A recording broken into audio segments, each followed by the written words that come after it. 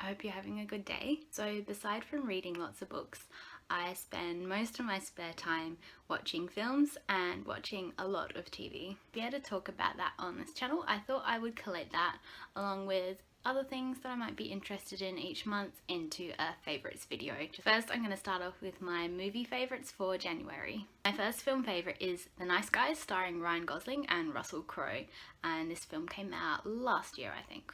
So this film is a buddy cop style film set in the 1970s in Los Angeles. Ryan Gosling plays a private detective and Russell Crowe plays a kind of like private enforcer, which means he's basically paid to beat people up. Ryan Gosling also has a daughter played by Angourie Rice, who is an incredible Australian actress. She must be only like 12 years old in this film, and she definitely outshines both Ryan and Russell. So both Ryan Gosling's character and Russell Crowe's character get involved in this plot surrounding a girl, Amelia, and so they both decide to combine forces and help each other track her down. I'm not particularly one for gun focused films. I really enjoyed this film, surprisingly, mostly because it was hilarious. Ryan Gosling and Russell Crowe are both such good comedic actors. The chemistry between the two of them and the chemistry between Ryan Gosling and his daughter were just really sort of like subtle.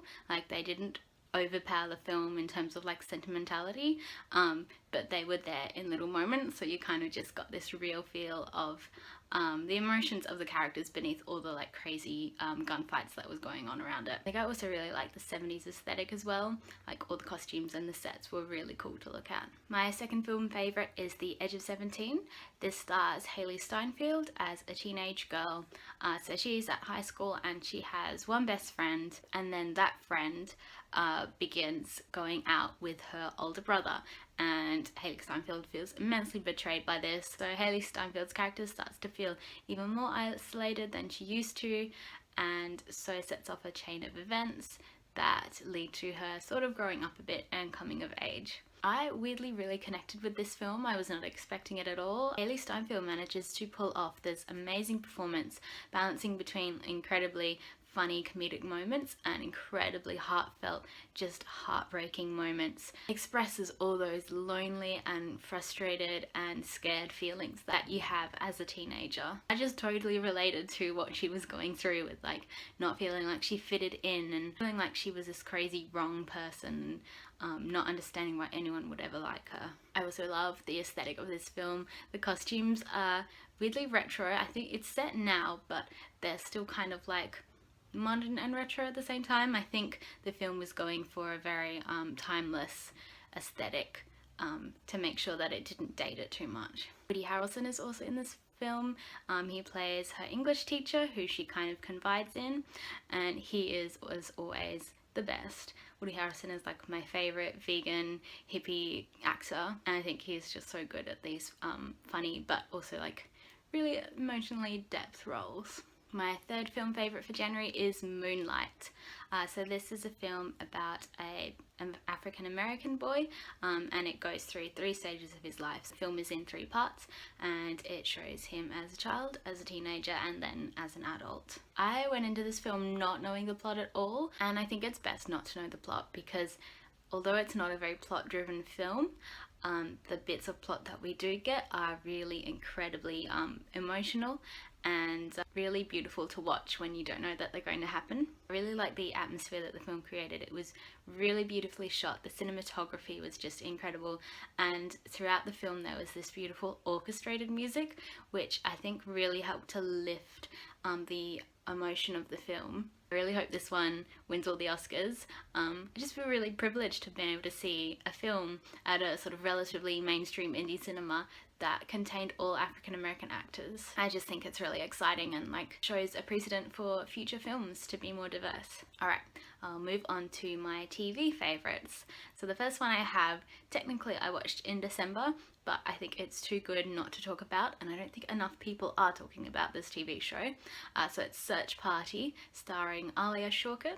This is an American show about 4 millennials sort of in their late 20s living in New York. So at the beginning of the show we see that they're really typical millennials. They're kind of living what personally I would think is a really amazing life in New York in really cool apartments with amazing clothes that look like they just came out of the most amazing thrift shops. Alia Shawkat's character is just working as a personal assistant to this kind of rich, lonely lady, and she's dissatisfied with her job and her life, and she wants something a bit more and something with a bit more meaning. So she sees a poster for a missing girl, and this girl is an acquaintance that she and her friends knew from college. And so Alia Shawkat's character kind of begins to take on this role of trying to find the girl, and she gets delved into what she thinks is this mystery, and begins to feel like it's her purpose to find this missing acquaintance. At first the show feels like sort of like another incarnation of like a girls type show, but the more it goes on, the more sort of weird and a little bit creepy it gets. The actors are all really amazing at making these characters not too dislikable. Like, they're all incredibly annoying and incredibly self-centered, but at the same time you really start to care for them as people. And the ending is absolutely incredible. I'm so excited for series 2. It's definitely worth getting all the way to the end because it's like the biggest twist. I'm also obsessed with the clothes in this TV show.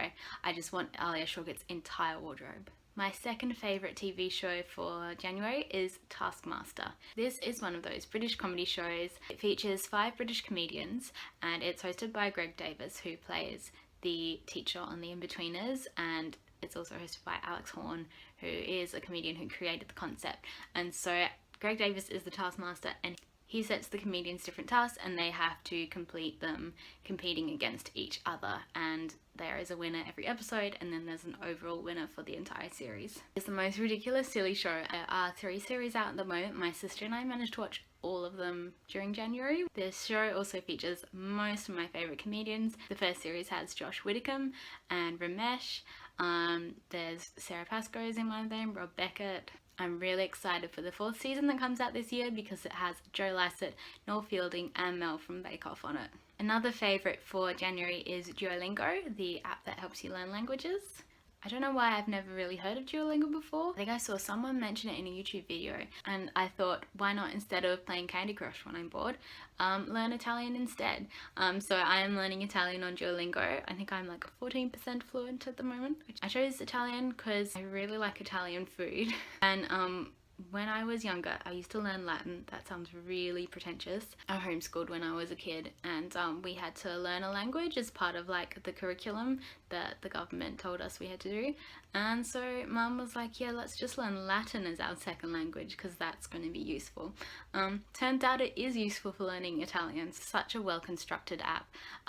You really don't feel like you're learning. You just feel like you're doing like word quizzes the whole time. And it's got to a point where I'm like, wow, I actually do really know this. I'm not just guessing. My final January favourite is Lady Grey tea. So normally I just drink black tea, like English breakfast, or chai tea occasionally. My housemate left this when she moved out, and I thought I'd give it a try, and I really like it. I think it's especially good for summer because it has like citrus flavours in it. It makes the tea kind of more refreshing, and it kind of doesn't feel as weird as drinking like normal tea in 30 degree heat.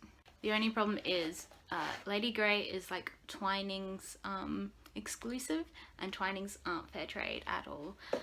So I want to try and find a fair trade like version of it. I'm sure there are versions of Lady Grey that just aren't called Lady Grey, so I have to try and search that out. So those are my favourites for January. Thank you for watching. I hope you have a lovely day. Bye!